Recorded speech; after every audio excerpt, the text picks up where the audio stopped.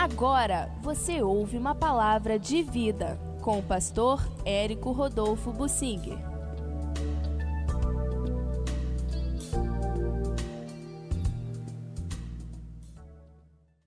A Bíblia é riquíssima. Eu quero falar de promessas maravilhosas para o futuro de Israel. Essas promessas que eu quero mencionar hoje estão no livro de Jeremias, exatamente um dos mais duros livros proféticos contra o pecado de Israel e o desvio da aliança do Senhor. O Jeremias foi um profeta muito tristonho, passou grande parte da vida dele dedicado totalmente ao Senhor, sem se casar, sem poder se alegrar, sem possuir bens aqui na terra. Tinha uma história de um campo lá que ele nem chegou a tomar posse. Enfim, viveu uma vida pobre. Ele era sacerdote, mas viveu uma vida muito pobre, dedicado a Deus o tempo todo e recebendo de Deus continuamente palavras proféticas de condenação e que se cumpriram. Todas elas pouco tempo depois, quando os babilônicos vieram e destruíram Judá e a cidade de Jerusalém e o templo também. As profecias se cumpriram. Mas o Jeremias também, como um profeta verdadeiro de Deus, profetizou maravilhas para o futuro. Ora, que razões Deus teria para, no meio de tantas palavras duras, falar de alguma coisa maravilhosa para o futuro? Deus é assim. A graça de Deus é a resposta. A graça, a misericórdia de Deus triunfam sobre o juízo. Deus é justo, mas Ele tem uma graça que triunfa e é para nós pregarmos a graça. O Novo Testamento é a pregação da graça de Deus e o Senhor quer que vivamos esse ambiente da graça, mas a graça pressupõe o conhecimento e reconhecimento da realidade. A realidade é de sujeira total aos olhos de Deus, de pecados inaceitáveis. Deus não aceita pecados e isso tem que ser tratado aqui na terra. E na antiga aliança foi tratado com muita destruição, muito morticínio, pragas e gafanhotos e pestes e inimigos. Aquilo foi tratado assim, matando uma quantidade imensa de pessoas do povo de Deus. Era o juízo de Deus, mas Deus sempre preservando um restinho para continuar a raça escolhida e da qual nasceria Jesus. Deus é misericordioso, sempre preservando algo. Quando destruiu a humanidade na época de Noé, Deus salvou a família de Noé para, num ato de graça, começar tudo de novo. O Noé achou graça aos olhos de Deus. Ele não achou mérito, ele achou graça aos olhos de Deus. Nós temos que entender isto. Deus é misericordioso, lê nossos pensamentos e sonda nosso coração. Você, meu irmão, já achou graça aos olhos de Deus? Você tem uma aliança com Deus? O Senhor fala e se revela a você, você ouve a voz de Deus? Isso é fundamental. É uma aliança individual que temos na época do Novo Testamento dentro da aliança geral no sangue de Jesus, a aliança que Deus tem com a sua noiva. É maravilhoso isto. Em Jeremias, no capítulo 30, a minha Bíblia é marcadinha de verde naquilo que se refere à escatologia, ao futuro. E o livro de Jeremias tem uma grande parte que não tem verde nenhum. Mas aqui, quase todo ele é verde, no capítulo 30 de Jeremias. Então o Senhor diz: não temas, pois, servo meu Jacó, diz o Senhor, nem te espantes, ó Israel, versículo 10, pois eis que eu te livrarei das terras de longe, e a tua descendência eu livrarei da terra do exílio.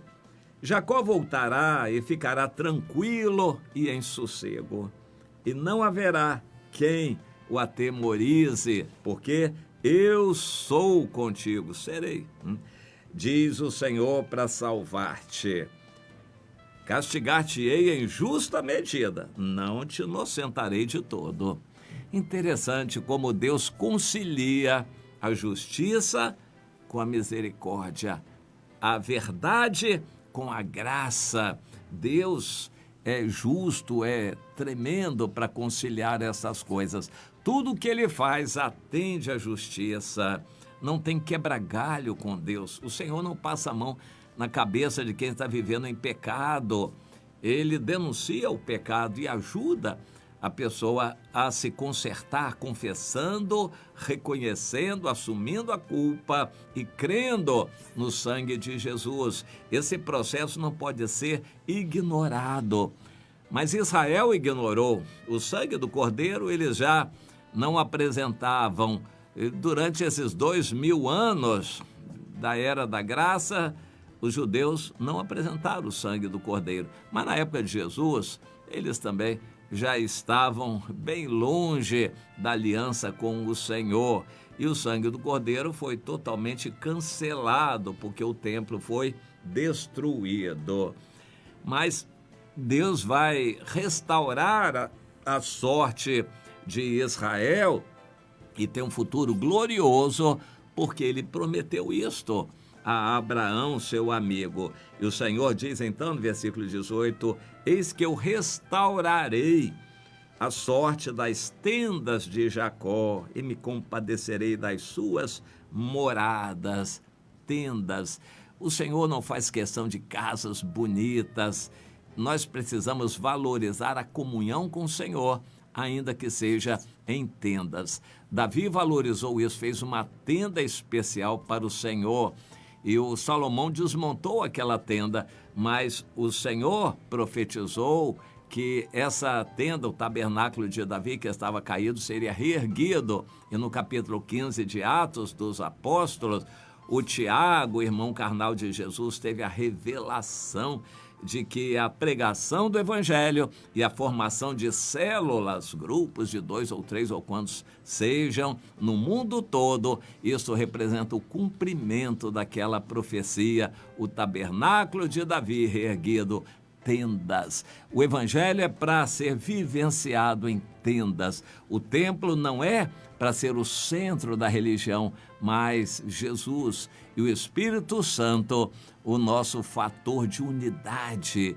E Deus nos quer assim, nos espalhando, não fazendo ninho pelo mundo, mas vivendo em tendas. O cristão é para ser um peregrino aqui na terra, um forasteiro. Aqui não é o nosso lugar, não é para a gente amar este mundo, nem fazer ninho aqui.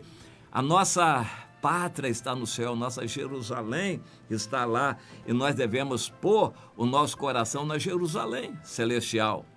Você entende isto? E o Senhor diz, a alegria vai ser tanta. Claro que ele está se referindo ao milênio, quando Jesus virá para restaurar todas as coisas. E sairão ações de graças e o júbilo dos que se alegram. Multiplicá-los-ei e não serão diminuídos. Glorificá-los-ei e não serão apoucados. Interessante, a aliança que Deus tem conosco prevê um arrebatamento da igreja e nós seremos transformados num corpo glorificado. A ressurreição será para glorificar o nosso corpo, nós cristãos que estamos em Jesus, e vamos ser como os anjos no céu. Não vamos procriar nem casar mais, vamos viver para Deus. Mas com Israel no milênio vai haver uma aliança de procriação. Quando voltarmos com Jesus na segunda vinda para reinar com ele aqui na terra, estaremos com um corpo glorificado e não mais casaremos. Mas Israel sim vai casar. E a promessa de Deus aqui é clara. Eis que vem tempos, diz o Senhor, em que firmarei uma nova aliança com a casa de Jacó, não segundo aquela aliança que eles anularam, mas essa aliança será uma nova aliança. Eu imprimirei a minha lei no coração dos israelitas. Essa é a nova aliança que Jesus vai fazer vindo por ocasião da sua segunda vinda com toda a casa de Israel. E vai ser necessário, porque o número de judeus que vai entrar no milênio vai ser muito pequeno. A maior parte dos judeus vai perecer na grande tribulação. Eles continuam e vão continuar durante a grande tribulação rebeldes contra Jesus e serão enganados pelo anticristo, inclusive. Mas na segunda vinda, Jesus virá, porque será derramado um espírito de graça e súplicas sobre os israelitas. Os judeus vão se converter e Jesus virá para eles um pequeno número, mas que o Senhor vai multiplicar, como diz aqui em Jeremias 30:18, vai restaurar, vai multiplicar. Eles não serão diminuídos mais.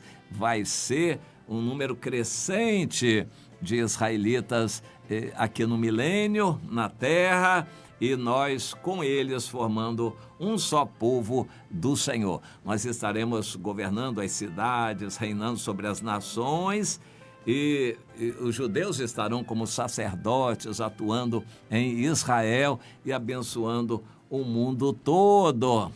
Há pessoas que querem reinar agora.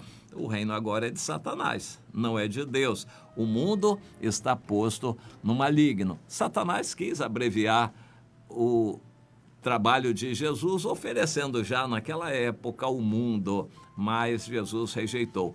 Não é para nós aceitarmos. O que Jesus rejeitou não é para aceitarmos. Nada de glória no mundo, reconhecimento, títulos, honra, dinheiro, casas maravilhosas e riquezas aqui na terra. Rejeite isso, meu irmão. Isso só afasta você da pureza do Evangelho. Queira habitar em tendas, simplicidade na vida cristã, vida de peregrino. Não faça ninho aqui na terra e se alegre com as riquíssimas promessas que Deus fez aos judeus, das quais nós vamos participar também. No milênio, estaremos com Jesus numa grande alegria e felicidade. Mas não ame o mundo agora. A nossa alegria é futura. Agora nós nos alegramos na esperança. Não é assim que a Bíblia nos ensina? Então, nessa esperança, se alegre. Alegre o seu coração na certeza de estas coisas são assim e vão se cumprir, porque são palavra do Senhor.